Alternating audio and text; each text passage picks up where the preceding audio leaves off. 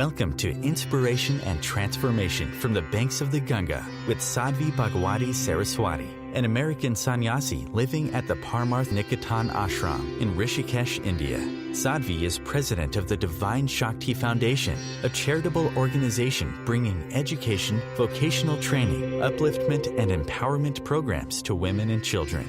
Sadhvi is also Secretary General of the Global Interfaith Wash Alliance and Director of the world-famous International Yoga Festival. Join the musings of an American sannyasi as Sadhvi shares the wisdom and teachings of her guru, His Holiness Pujya Swami Chidanand Saraswati Ji. Welcome everyone to Inspiration and Transformation from the holy banks of the sacred Ganga River in the land of Rishikesh, India. Spirituality, as I always share when people ask any question about spirituality, what is it or this, is spirituality is not something very esoteric. What spirituality literally means, the word itself literally simply means pertaining to spirit, of the spirit. And so it's the opposite worldview of a material worldview. So a materialistic worldview says, this is who I am, this body. Me, I am about 5 feet, 3 inches, about 115, 120 pounds worth of matter. That's me. Been here for 46 years, wear orange. This is me. That's the materialistic standpoint. The spiritual standpoint says, that's just my body. Who I am is spirit. And the reason that that's important is if I'm identifying as body as matter, well, then I'm seeing others as body and matter. And so if I'm over here at my height, my weight, my form, well, then we've got all this empty space over here. And then Dr. Tadeji's over here with his height and his weight and his form, and then there's some space, and then Shreya's over there with her height and her weight and her form, and we're all just individual, separate, disconnected forms, objects, matter. Spirituality says, no. I'm spirit. Yeah, I have a form, but I am the spirit, I am the soul. I am love, I am consciousness, I am divine. Whatever name we want to use for it. Because the concept of spirituality, of course, transcends religion. So it doesn't matter what name we use for the spirit. But that's what I am, and that's what you are, and that's what she is. And because there's no place that spirit ends or begins, there's no place I end and you begin. No place you end and she begins. We're actually all connected. And the reason and the way that this ties in so much to the environment is, well, suddenly the people in the world around us, the animals in the world around us, the trees and the mountains and the rivers in the world around us are not objects for us to use for our pleasure. In the same way that we all intuitively understand that rape is wrong.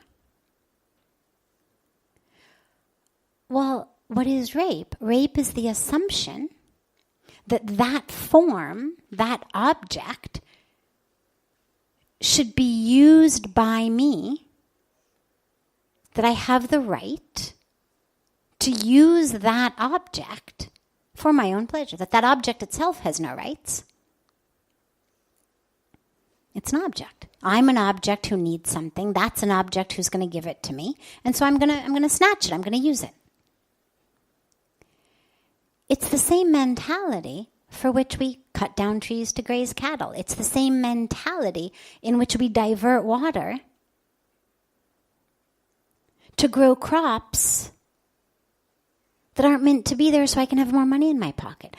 And I'm not saying this to minimize violent rape, but to expand our concept of abusing aspects of the creation, because we see them as objects for our pleasure. We see them as objects for our use, for whatever my end goal is, whether it's to satisfy a sensual pleasure, whether it's to put money in my pocket, whether it's to make my company number one, whatever my goal is. If I think that everything else in the world is just an object for me to use in the fulfillment of that goal, well, then that's where we end up abusing our environment, exploiting our environment. So spirituality says, no. We're spirit. And that same spirit runs through all of us. And so we're all connected. We're all one. We're in different forms, but we're all one. You could go down to Ganga with an infinite number of containers and fill her up and into all these containers, and she would take the different form of each container, but ultimately each container is just Ganga. You know, the other analogy is the sun's reflection in different containers. Well, it's the same sun in all of them. The reflection is a little different depending on the size, the shape, the color of the container, the amount of water in the container. But the sun is the same. And so when we recognize, well, the spirit is the same, we're actually all one. We're all waves of the same ocean. Well, then, if I'm not an object, well, then neither are you. And neither is that tree, and neither is that cow, and neither is that chicken, and neither is that poor child or woman who's working in a sweatshop so that I can have more for cheaper. It's all part of the same oneness.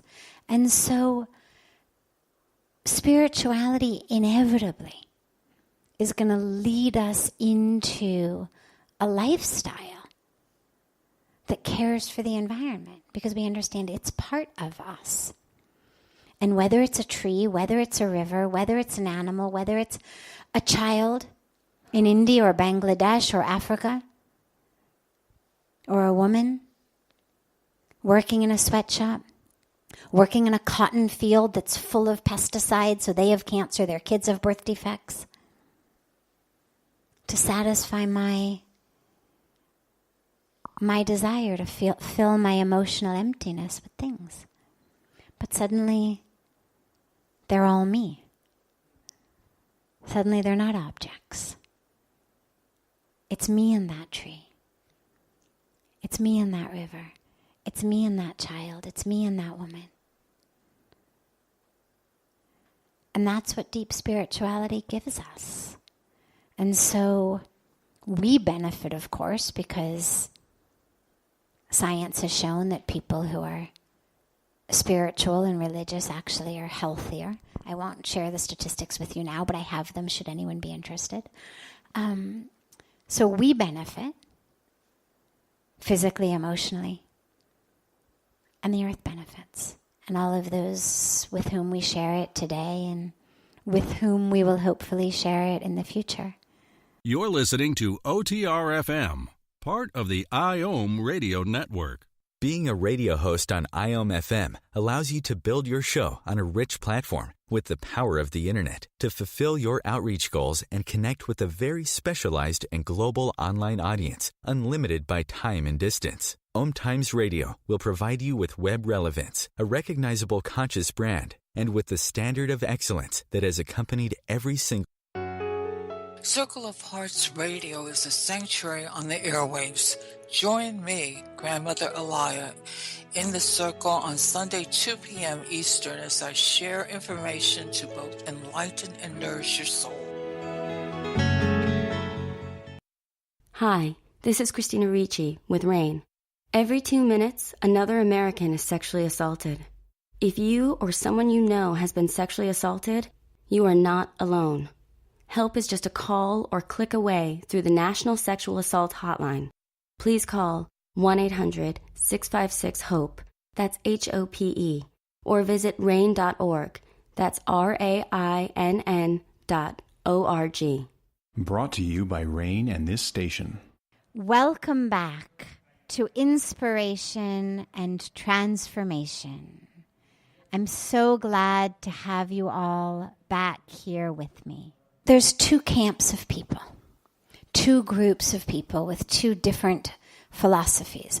One says that using everything, using all means possible, is the way to attain happiness.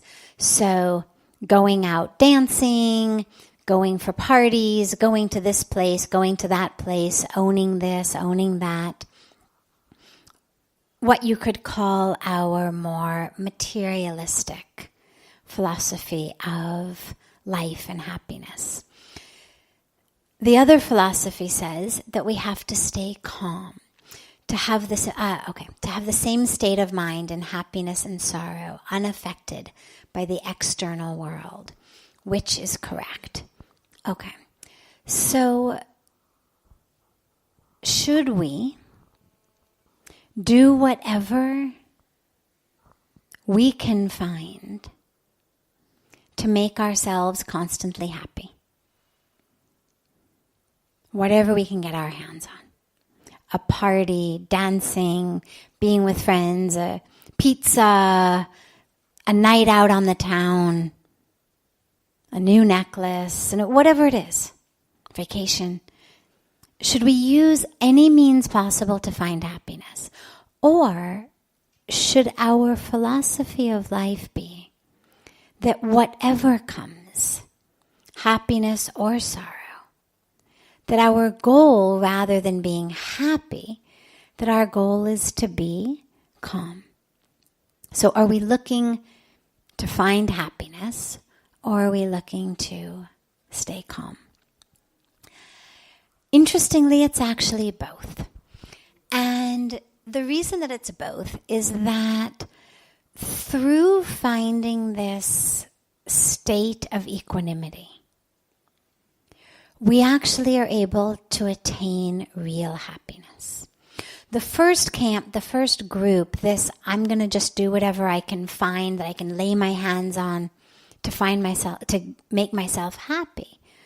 The problem with that is the happiness is very shallow. A, it's short-lived, of course. But B, it's also very shallow. It's not even real and deep while it lasts. If it were real and deep and beautiful and fulfilling and just short-lived, well, okay. Sometimes a beautiful meditation is also short-lived. Sometimes an ecstatic experience is also short-lived. But they're very powerful. They can change your life. A touch, a moment, because of their power and depth. But the type of happiness that we get from this, any means possible, any item possible, any place possible, philosophy, the problem is it's short-lived and very shallow. The happiness that you get at a party, the happiness that you get just enjoying pizza, the happiness that you get going somewhere that you like, doesn't actually go very deep. It's not actually touching that which is yearning inside of us to be touched. It's not filling that which feels empty inside. And the reason we know that is, go on vacation. Families go on vacation all the time. Couples go on vacation all the time. And what happens? They fight. Interestingly, much more so than they fight not on vacation. Now, you could say, well, that's because they spend a lot more time together. Normally, kids are at school, parents are working, there's too much to do. But if the more time we have, the more we fight, it certainly doesn't seem that I've been touched and healed very deeply inside. It means I'm just as annoyed by the things that I'm annoyed at back home, and there's just more of them now because there's more time together. I'm just as depressed as I am about the things that I am back home. It's just I have more time. I'm not as busy. In psychology, they call this pulling a location. When you have people who are suffering from depression, from anxiety, from drug addictions, from all sorts of issues, many times we think, I'll just move to Tahiti. Then everything will be better. Then I won't be an alcoholic. Then I won't be depressed. Then I won't need drugs. Then I won't have this problem. And what you find is wherever you go, there you are. And that comes with you. So there's nothing we can do on a superficial level, no place we can stick our body, nothing we can do with our body, nothing we can adorn our bodies with that's actually going to touch the place in us that's looking to be healed, the place in us that's not happy. Because if we're happy deep inside, then you're going to be happy pretty much wherever you are.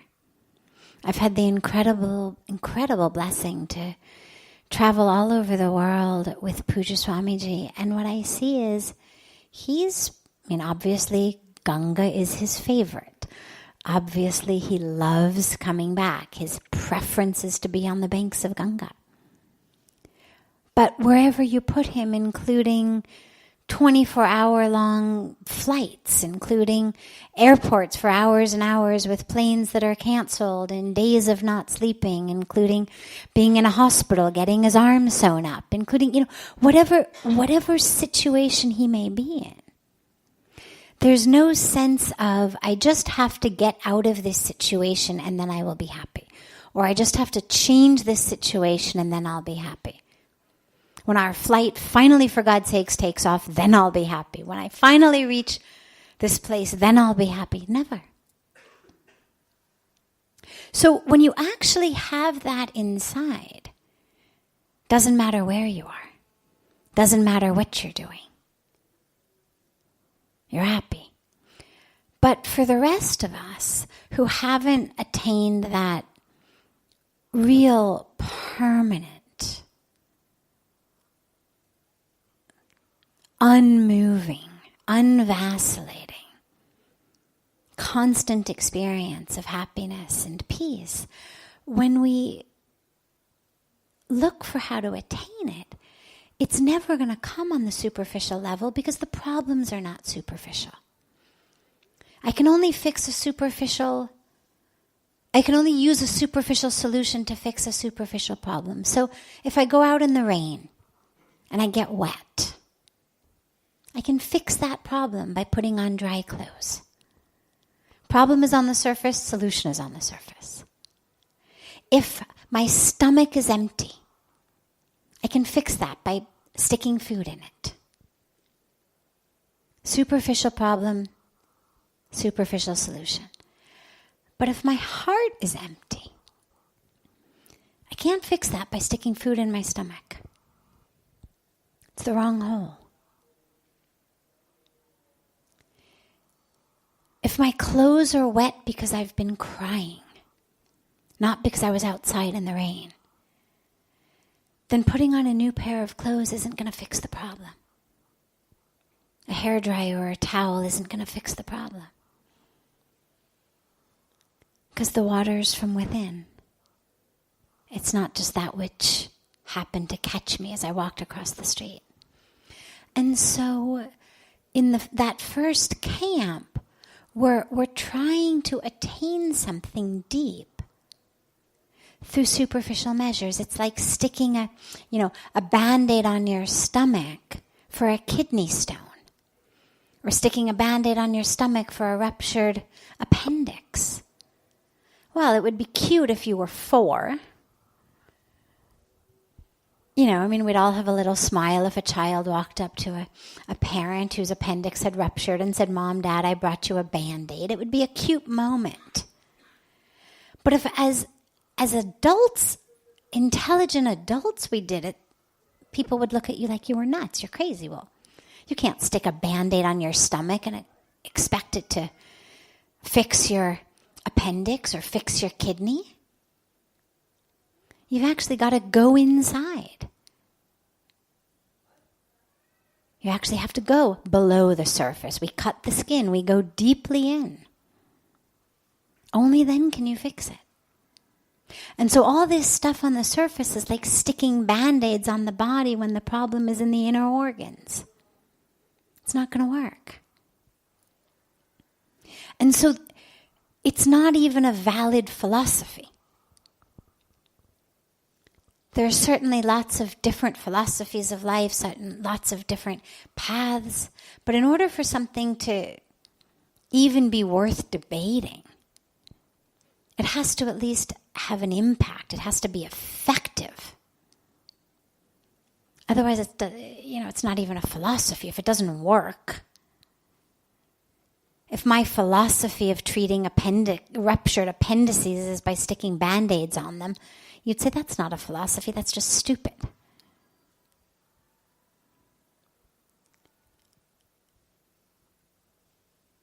You could have an Ayurvedic philosophy. You could have a homeopathic philosophy. You could have a surgical philosophy, because these are things that actually work. They work in different ways. We can each choose how I'm going to deal with my appendix. But we know that they're all actually valid philosophies.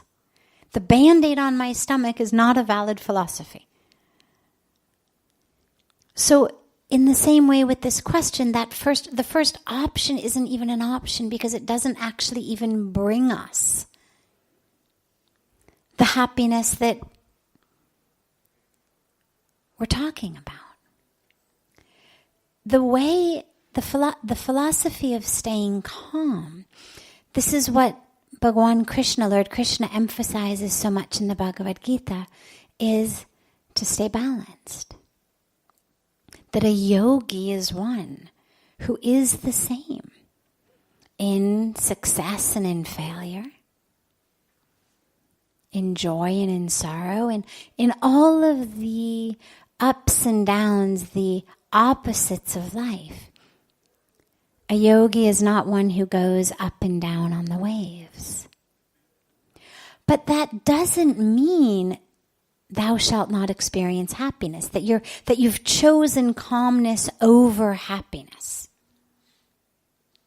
We only think that until we actually know what real happiness feels like when it comes with peace. We're so used to the drama of life that the idea of being calm feels like I'm sacrificing something. Yes, there are downs, but oh my God, the ups are so good. I don't want to lose that. And so we think that if I get calm, if I have more equanimity, I'm going to lose that joy. But that's actually not true. Because the real joy that I start to experience is one that comes from within. As I'm filling that which was empty inside me, I'm actually able to start experiencing real joy. And so in the state of peace, and it's important also to note here that this calmness that the questioner refers to, which I'm assuming comes after a reading of the Bhagavad Gita or listening to a teaching on that where that's emphasized so much, it's not indifference. Lord Krishna did not say a yogi is one who does not care. A yogi is one to whom nothing matters. What he says is a yogi is one who is the same. Meaning that the source of my joy doesn't come from the success or the failure. Who I am is the same. I'm not ecstatic in the success and suicidal in the failure. I am constant. Doesn't mean I can't be happy. In fact, that's actually the source of real joy. Pujya Swamiji always says enlightenment means living in the light. It's not just living at a flat line. You know, in a hospital, when it becomes flat line, you're dead. And that's not what Lord Krishna is talking about. It's the fact that who I am is not dependent on the stuff in the outer world. And you know this is true because when you see the really enlightened masters, they're joyful. It's not that in their state of equanimity they have become boring. I mean, I've heard people refer to Pujya Swamiji with a lot of adjectives over the last 2 decades, and not once have I ever heard anybody say he's boring, or anything even close. He's full of life, vibrancy. But that vibrancy can only come when who he is isn't dependent upon what's happening in the outer world. That's when you see them, the real enlightened masters. And again, it doesn't matter what religion. You can look at the mystical tradition, the sages, the prophets of every religion. The ones who weren't just teachers, but who really themselves were touched and able to touch others. They weren't indifferent and apathetic and boring. They didn't speak in a monotone. They're full of life, but full of real life, because they've filled themselves from the inside. So through making our philosophy one of, I'm going to strive for equanimity. I'm going to strive for balance. It's literally just like saying, I'm going to strive to anchor myself, to anchor my boat to the deepest part of the ocean I can. Because the waves come, storms come, but I don't want to go up and down.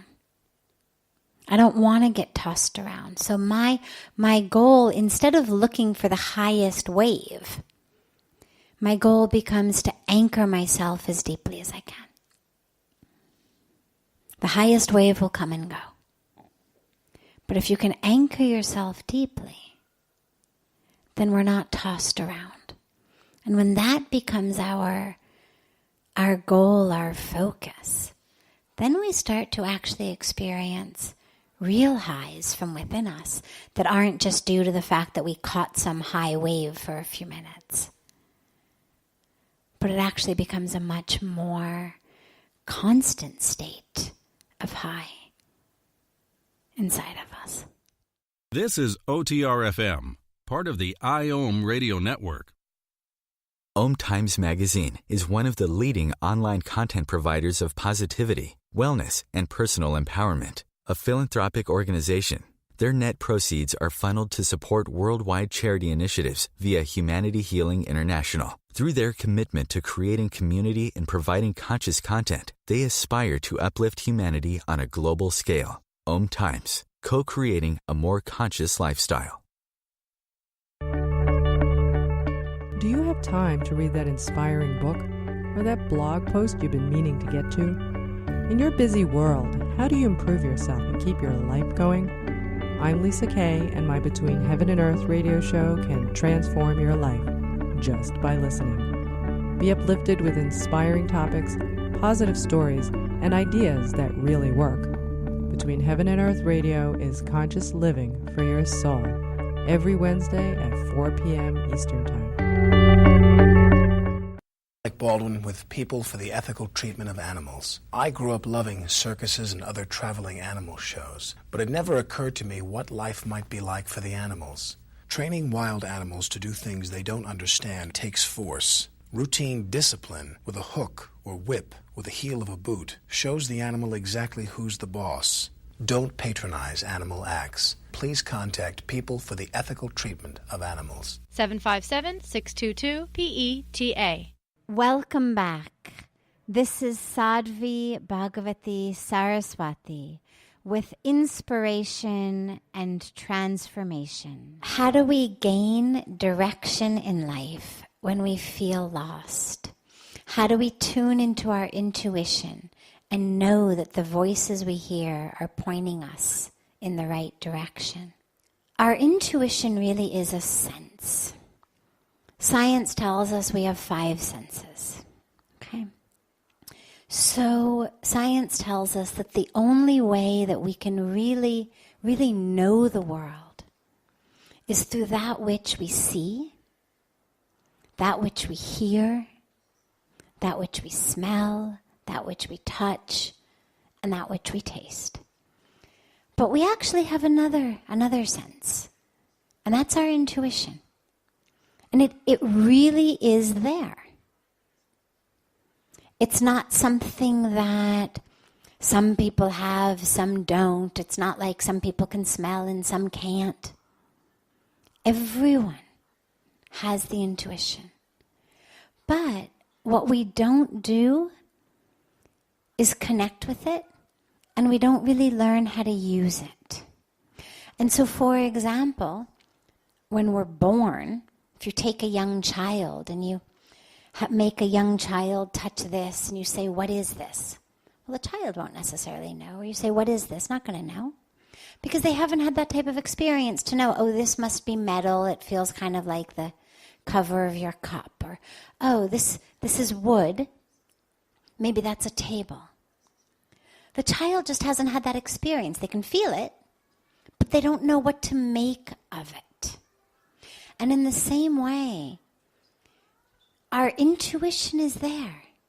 But if we haven't developed it, then we don't know what to make of it. We don't know what the voice means, what the calling means.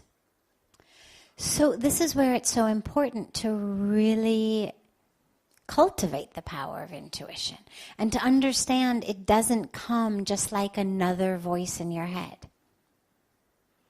It really comes like a feeling.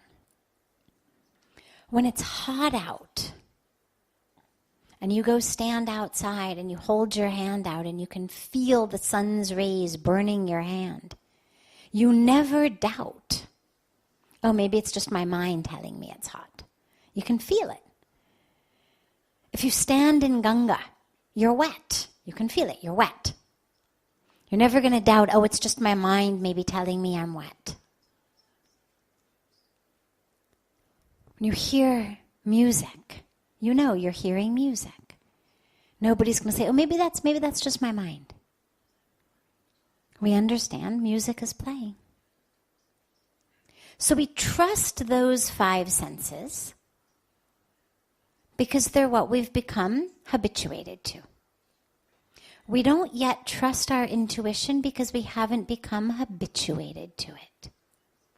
And this is where we have to develop a relationship with it, the same way that we have a relationship with our eyes and our ears and our tongue and our nose and our hands, so that we can learn to trust it. But we have to use it, and we have to listen to it. And then slowly we're able to really understand the difference between just the random voices in our head, the voices of judgment, the voices of criticism, the voices of fear, the voices of ego, and intuition, which isn't always a voice, actually. Many times it's a feeling. It may not always be verbal. Many times it's just literally a feeling inside about something. There are places we go that feel really right, places we go that don't feel right.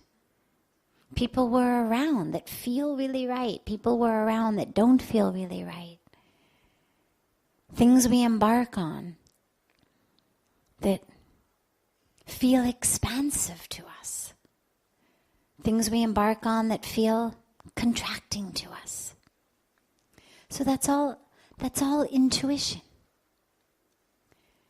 But we have to just develop it the same way that we develop our sight, develop our smell, develop our hearing, develop our touch. And then it's what we really need to use to move through life, because actually it's the only thing we can trust.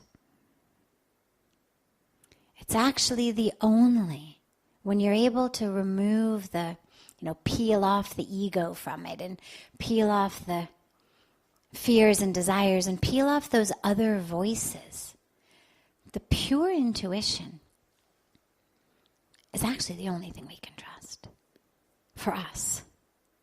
Because no one outside has access to more information about us than our own intuition does. No one outside can give us better information about us and our choices and our life than our own intuition can. But the problem is usually our fears are stuck in there, our desires are stuck in there. What society says is stuck in there. So I may have an intuition, a pull to be a musician, or to be an artist, or to come live in an ashram, or to whatever. But the voice of society is, oh, no, that's wrong. You've got too good of an education. You shouldn't waste it. You've got to make something of yourself, as though, you were half-baked unless you made something of yourself. And therefore, you need to be the engineer, or be the doctor, or be the professional, or be this. And we don't even hear what our intuition is saying. And we learn to listen to the voices from outside so much more than from the voices inside. Or we do make decisions based on our intuition, and then our brain starts to second guess them. Shouldn't have done this, shouldn't have done that, oh my God, this, that. And that's all planning mind stuff. That's all jumpy monkey mind stuff. That's all, And it's not that stuff is harmful, it's good. It's good to know the culture you're in. It's good to have a connection with what's culturally appropriate. It's good to take advice of people you love and who love you. Sometimes they can give a different perspective. But our real compass, what Pujya Swamiji calls our GPS, really is inside. But we have to trust it. Pujya Swamiji always says, when you enter in anywhere you're going and you enter in an address on the GPS, after you enter the address, there's always one more step. And there's a button that says accept or start. It's never just you enter in the address and then sit back. There's always a button. The ones in the cars used to say accept. On the phones they say start. But you've got to push that button that says, okay, now guide me. And most of us just haven't actually pushed that button in our life. Like we've entered in an address, I want to go there or be this or experience that. But we haven't actually accepted the voice of our own intuition of how to get there. What's happiness going to look like for me? What's fulfillment going to look like for me? What's meaning in life going to look like for me? What's success going to look like for me? What's love going to look like for me? Not what does it look like on the TV serials I watch. Not what does it look like in my friends or my family. But what does it look like for me? What does fulfillment feel like for me? Not what is it for my brother. Not what is it what my parents have told me. But really, what is it for me? And our intuition actually knows that. It has the answers. But we just have to hit that final accept button and stop second guessing it. Stop allowing it to be pulled here and there by the ego, by fears, by how we've been indoctrinated. And really let it guide us. This is OTR-FM, part of the IOM radio network. OMTimes Magazine is one of the leading online content providers of positivity, wellness, and personal empowerment. A philanthropic organization, their net proceeds are funneled to support worldwide charity initiatives via Humanity Healing International. Through their commitment to creating community and providing conscious content, they aspire to uplift humanity on a global scale. OMTimes, co-creating a more conscious lifestyle. Do you have time to read that inspiring book or that blog post you've been meaning to get to? In your busy world, how do you improve yourself and keep your life going? I'm Lisa Kay, and my Between Heaven and Earth radio show can transform your life just by listening. Be uplifted with inspiring topics, positive stories, and ideas that really work. Between Heaven and Earth radio is conscious living for your soul, every Wednesday at 4 p.m. Eastern Time. Like Baldwin with People for the Ethical Treatment of Animals. I grew up loving circuses and other traveling animal shows, but it never occurred to me what life might be like for the animals. Training wild animals to do things they don't understand takes force. Routine discipline with a hook or whip with the heel of a boot shows the animal exactly who's the boss. Don't patronize animal acts. Please contact People for the Ethical Treatment of Animals. 757-622-PETA. Welcome back. This is Sadhvi Bhagawati Saraswati with inspiration and transformation. How many selves are there? How many layers? How many layers are there? So there's really only one self. The rest you could all sum up as not self. The real self, the one self, is the soul. It's that which we've spoken about that's been created not just by the divine, but of the divine, that is whole and complete and perfect, that is infinite, that is divine, that is peace, that is joy, that's the source of all of that. That when we meditate deeply and we get deeply into the source of the self, that joy that we experience, that peace that we experience, that's not due to a chocolate ice cream cone, that's not due to a piece of pizza, that's not due to anything, but that's due only to the source within us. The problem, what happens is that we also have a body, okay? And in that body which we have, the body comes not only with arms and legs, but it comes with this mass that we call the brain. And that mass that we call the brain is made up of chemicals, of electrical signals, of energy, of frequencies. And when we listen to that, we fall under the illusion. Because see, the mind can only think about something. The mind is a tool that works by looking from outside onto something. So the mind can solve a math problem by looking at a math problem. The mind can look at you and say, wonderful, beautiful, handsome yogi man. Okay. The mind works by separation. But it does the same thing to us then. When it thinks about the self, it creates that same separation with the self. So it says to me, just as it looks at you and says, fair-skinned, sandy blonde hair, wearing glasses, slight goatee beard. It does the same thing to me. And it says, female, kind of long hair, medium stature. Well, that's not who I am. But the mind cannot actually understand who I am because who I am can only be understood in connection.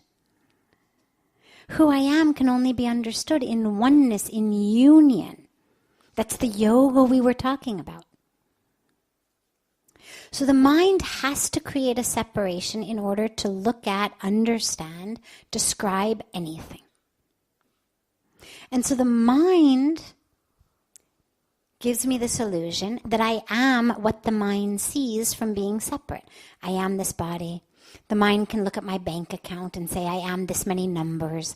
The mind can look at my report card and say I am an A or I am a C or I am a failure. My mind can look at my relationships and say I am your friend or your mother or your sister or your daughter. But what the mind cannot do is look in on itself. It cannot do the oneness. And so all of that which we peel back is not self. It's all the stuff the mind can look at. The mind can say, it's like the neti meditation. The mind can say, I am not my sorry. Okay. Then the mind can say, I'm not my skin. I'm not my bones. I'm not my organs. And the way that the mind knows that is when I say my mind, well, I'm not the mind. My clothes, my skin, my bones, my organs. Okay, so it's not me. But we peel them back layer by layer, and eventually you run out of things that you're not. And this is when the mind becomes still. Not because stillness is the ultimate goal, but because in that stillness is where the truth comes. The minute that the mind stops doing what the mind does, which is separation, which is looking from the outside in. So the mind has to peel back all that it can look at, all that it can understand, all that it can describe. I'm not my anger, I'm not my depression, I'm not my father who was an alcoholic or my mother who was a drug addict. I'm not the one who got beaten by my older brother. I'm not those things because that was my body. All those skin cells have changed. Everything has regenerated. I don't even have one cell left that was there. So who am I? I'm also not my emotions because we know those are chemical, electrical patterns in the mind. I'm not my thoughts. If they're my thoughts and they come and go, it's not me. If I were my thought, who would I be in between thoughts? Who would think the next thought? If I ceased to exist in between every thought, well, who would be left to have the next one? So I'm not my thoughts. And then we get to the point of just sitting with who we are. So there's one self, and all the rest of it is all the stuff that we put on. There's a beautiful story that I'll end with of a Buddhist temple from Thailand or Cambodia, can't remember which, and for hundreds of years, the monks of the temple had been worshipping a clay Buddha. And one day, the monks of the temple are cleaning it. and they notice in a crack in the clay, something is shining from the inside. And they slowly start to clear it away. What is it that's shining? And the bigger the crack gets, the more it's shining from inside. And they realize, my God, there's gold inside our Buddha. And they slowly clear away the clay to discover inside the clay Buddha, there's actually a golden Buddha. And they found out that what had happened was that when the invaders had come, they were looting everything gold, stealing everything gold, melting down everything gold. And the monks of the temple of the golden Buddha didn't want their Buddha to be stolen and melted. And so they covered it with clay to protect it, because they knew the invaders wouldn't be interested in anything clay. And so the good news was that the Buddha survived. The bad news was that the monks didn't. And so there was no one left who knew this is a clay Buddha. And so that it was a golden Buddha. And so for hundreds of years, they'd been worshiping it as a clay Buddha. And the reason that I love that story is it's such a beautiful metaphor for how we live. Who we are at the core, the self, is gold. We cover it with that which is not self, the clay. Whether it's our physical bodies, whether it's our titles, whether it's our careers, whether it's our relationships, whether it's our histories and our identities. We keep backing on the clay. And then when we feel like, oh my God, I'm just clay, I'm nothing, we go out in search of gold. If I just could find some gold to stick on top of me, then I would be something. And you find that a lot of people on the yogic path, for example, are looking in some way to find that gold, to find something that I can now become, learn, do, that will make me gold. Well, no, that's not what yoga does. That's not what meditation does. That's not what spirituality does. It removes the clay. You already are gold.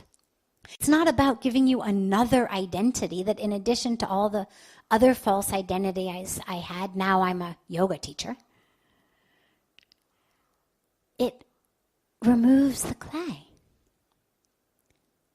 so that you can actually see and live in the truth of who you are. And so how many layers are there? Anywhere between 1 and infinity.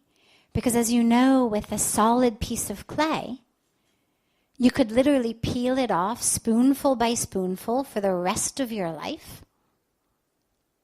Or you could take it off all at once. It's solid enough, the whole thing would come off together.